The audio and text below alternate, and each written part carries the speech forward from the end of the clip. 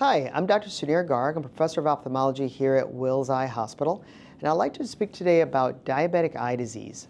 There are 30 to 40 million Americans who have diabetes, and we know diabetes weakens blood vessels throughout the body, in people's fingers, their toes, their heart, their kidneys, as well as in the delicate layer in the back of the eye called the retina.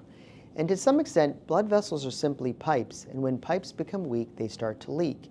And what they carry is blood and plasma. So you start getting leakage of blood and plasma on the back of the eye, that's the retina, and in the center of the retina called the macula.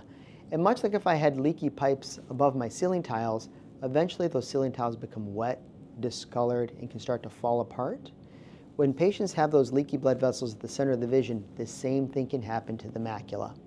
So part of the reason that we want patients with diabetes to have regular eye exams by their ophthalmologist is to look for those changes, because if we catch them early, there's a lot that we can do to help patients.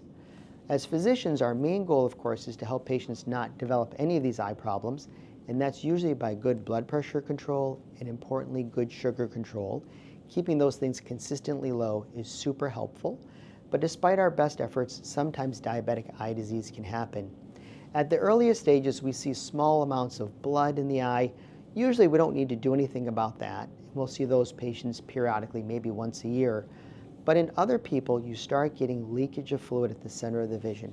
And that diabetic edema is the leading cause of vision loss in working age adults.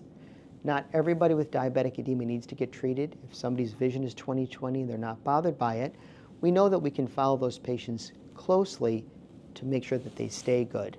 But in other people, when their vision is affected by it, we have amazing treatments that can help seal up those leaky vessels.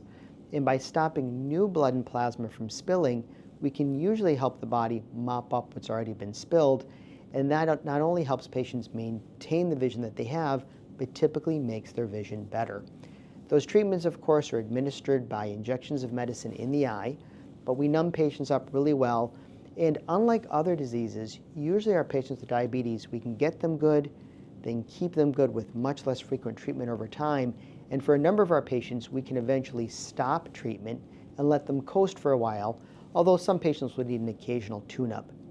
There's also newer treatments that we're working on that will hopefully give patients a great result like we're accustomed to seeing, but do it in a way that involves a lot less work for them, a lot less visits to the office, and many fewer treatments over time.